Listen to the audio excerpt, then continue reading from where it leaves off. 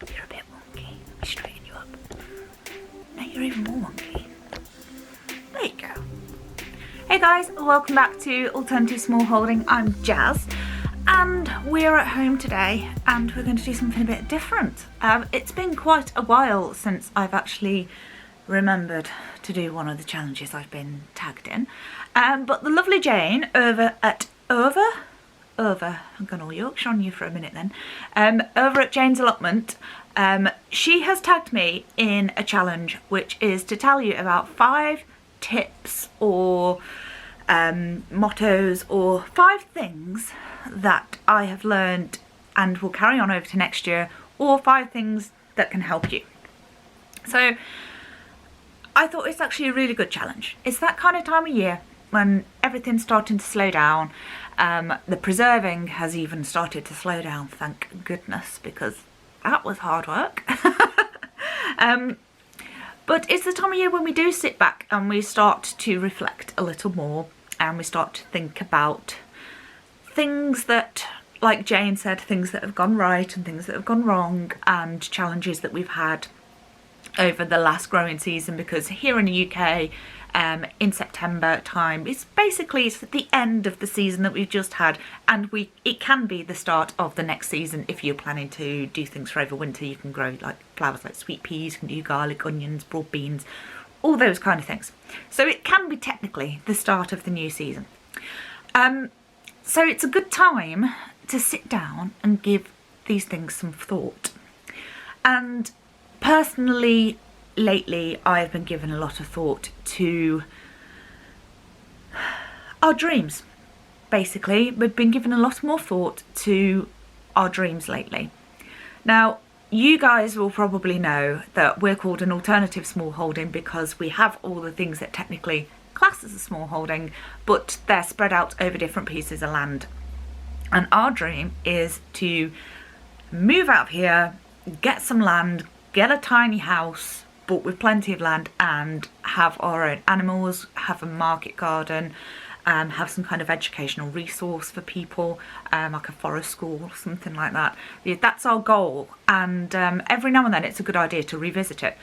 So me and the bearded dude and Rue have been thinking a lot more about that lately, because we describe dreams as like a ladder, so you take a new step each time. And so we've been sitting down and thinking about what we've learned in the past and where we're going in the future. And so I should actually probably start point 1. Let me set my timer. Now, the big challenge for this is the fact that I need to tell you about 5 things in 5 minutes. I'm going to get my list here next to me so that I can look at them up. So the first thing that I want to say to you is, the timer started, is to keep on dreaming. Sometimes we can feel a bit bogged down, especially if things haven't been given right, and it can be hard to visualize where you want to go. Now, we think it's very important to keep that goal in mind. We do things like we save images of things that we want, we put them somewhere where we can focus on them on a very large scale, but we also break that down into smaller pieces, because if you're always aiming for that final goal, you may feel like you're not making any progress, or it may seem too far away and just be unobtainable. And I find it quite hard, especially at this time of year. I get a bit down because, one, I don't like the change of seasons, but also I just think like, God, have we made any progress at all? Are we any closer to our dream? And the thing is, we do need to think about our dreams as steps, and we learn a bit more and we step up to the next level, and eventually, if we take it a step at a time, we get to where we want to be. Now, whether that will be like ours, like moving out, having land, having our own farm, or it is simply getting a bed ready for your allotment, think of it in stages. Break it down so that you're thinking about like taking back weeds, preparing the ground. You want raised beds, just beds in the ground. How do you want to fertilise it? What seeds are you going to get? Break it down and make it obtainable for you, and believe in yourself. You have to believe in your dream. If you don't believe in it, nobody else is going to do it for you. So push yourself on, don't forget your dreams, and this time of year is a great time to sit down and write them all down and remind yourself how far you've come so far, because it's easy to think about how far we've got to go and we forget about what we've already learnt. So that's a note to myself as much as it is my tip number 1. So let me look at my book. Yeah, number 2 is grow something new. And I've got here something that you've never tried, and also something that maybe you've tried in a shop and didn't like. For instance, we didn't like broad beans that you can buy from the market or the shops. They just tasted horrible. And we don't like shop tomatoes because, as our good friend Jess at Roots and Refuge says, they taste of disappointment. They're just not nice, and I'm allergic to them, but we won't go there. So try something new. Be it a different type of kale. For instance, you've got your standard green kale, maybe try purple scarlet kale, which we did, and now we love it. We now grow loads of broad beans because we didn't like the shop ones. I just grew a handful of plants. I think it was 5 the first time we tried it, and my gosh, they were delicious. They were so good. So my next tip, my number 2 tip, is try something new. Just put aside a little space and say, this year I'm going to try that one thing, and you might end up having it as your new favourite vegetable, or it might be disgusting. Or it could be that you want to have ducks as well as chickens, or you want to learn how to can, learn an old skill. But always try something new because it keeps everything fresh, it keeps it interesting, and it's great fun. So number 3 is something that Jane said as well. Now, Jane said to keep a journal, and my tip is to document everything. Now, that could be in terms of making YouTube videos like we do. But I also have an album on Facebook, which is what I call my gardening log of the year, and I upload any photographs that I've been taking, and they're all in one place, and I can see it's a timeline of how I've progressed over the year, and then I can compare that to last year. We also note things on the calendar like first frost dates, last frost dates, any dramatic weather, foraging sites, when things came into fruit, that kind of thing.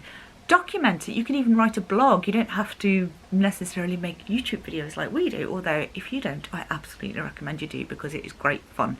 So document things.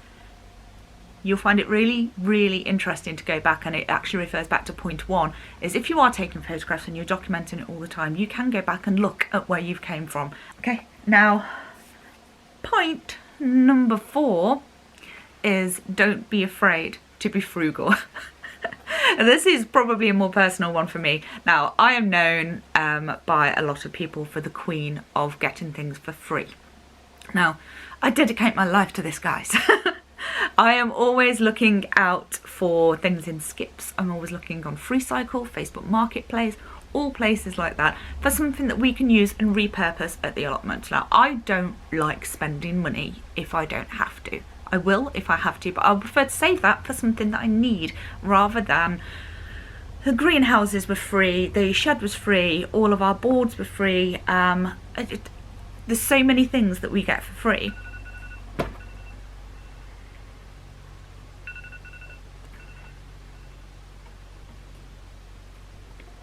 I'm on point 4. My key thing is that I waffle a lot, isn't it? So I failed on the 5 things for 5 minutes, guys. So we'll call it 5 things for 5 minutes-ish. Okay? So yeah, don't be afraid to be frugal. See where you can save money, and then you can use the money that you have saved for something that you really need.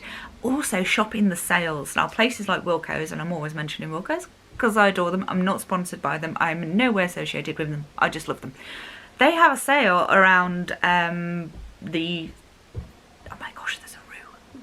They have a sale around August time, August, start of September, where they reduce all the seed packets to 10p, and they're perfectly viable for a couple of years. So I just stock up on everything there. I mean, it does mean I've ended up with 18 packets of beetroot, but I'm not going to run out of beetroot, and they were 10p a packet. So that's how I do it. And then there's the specialist seeds that I want, say from real seeds or Pennar plants, that I can then go and like splurge a bit more money on. So shop around for the sales and be frugal.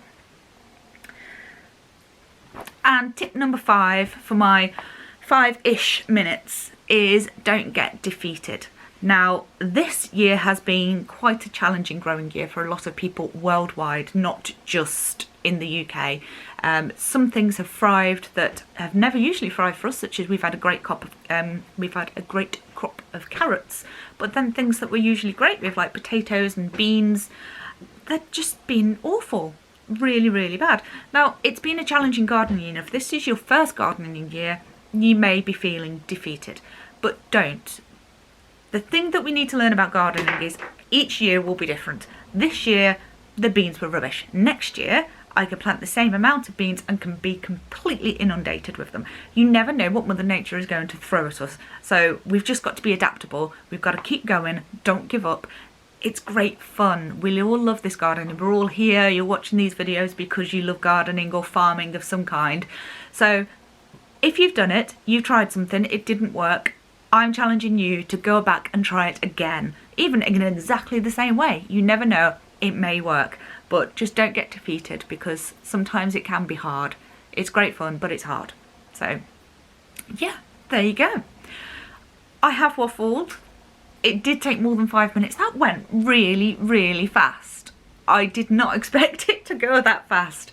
So I hope you found it interesting. Pardon? What, go that fast? The 5 minutes, it went really, really fast. But I do waffle, so yeah. So my 5 tips were: don't stop dreaming, follow your dreams and be kind to yourself about them. Grow something new, either something you've never tried or something that you've tried in the shops and didn't like. So give that a little bit of space in your growing space, or maybe try a new animal. Document your progress, as Jane said as well, either with a journal, a calendar, photographs, YouTube, blog, whatever. It doesn't need to be public, private, just for you, but document your progress. It helps you to go back and see any problems that you had, and also going back to point 1, following your dream, it helps you realise how far you have actually come. So don't be afraid to be frugal. So go out there, find those sales, find the things out of skips. Do ask though before you take things from skips. Don't just take them, because some people can get funny. But you can find all sorts of treasures out there for free. And then don't get defeated. There's always next year. That's what, I think that's our big gardening motto, isn't it? There's always next year. So I need to tag 3 people. So I'm going to mix this up a bit. We're going to tag 3 different types of people. One of them is My Family Garden, Monty. I want to hear what your 5 things are, your 5 tips, your 5 things that you've learned that you'll carry over for next year, 5 things that you want to share with people. So Monty is in the north of England, and I love his channel. If you don't know My Family Garden, go check him out. He's a great friend of ours, and we spent a great time with him at Malvern lately. So another great friend of ours, but right up in the north of Scotland, who has a completely different growing, is Cheryl, yes, has a completely different growing environment to ours, and he is really making great progress with learning to garden. And my point 5 was actually, it was focused on her, because she always says that she didn't give up, she didn't get defeated, and she carried on. Go and check out Homestead in the Highlands. Cheryl, you've been tagged. What are your 5 things? And then we're going to fly all the way across the pond to America with Jen and Chris at Sunshine Farm. Now they are a plant-based, so like vegetarian stroke vegan homestead or smallholding, small farm, hobby farm in America. They have obviously very different climate. They have a different perspective on life. They are just really, really lovely people. I find them really, really inspiring, and I just love Jen and Chris to bits. So Jen and Chris, Cheryl and Monty, what are your 5 things that you want to share with people for 2020? So I've been Jazz. In the background there was Rue, and thanks for joining us at home today. Richard's at work right now. Bearded is at work right now, yes. Thank you for joining us at home today for a short-ish video, and we hope you're all having a productive, lovely day. So see you soon. Bye bye.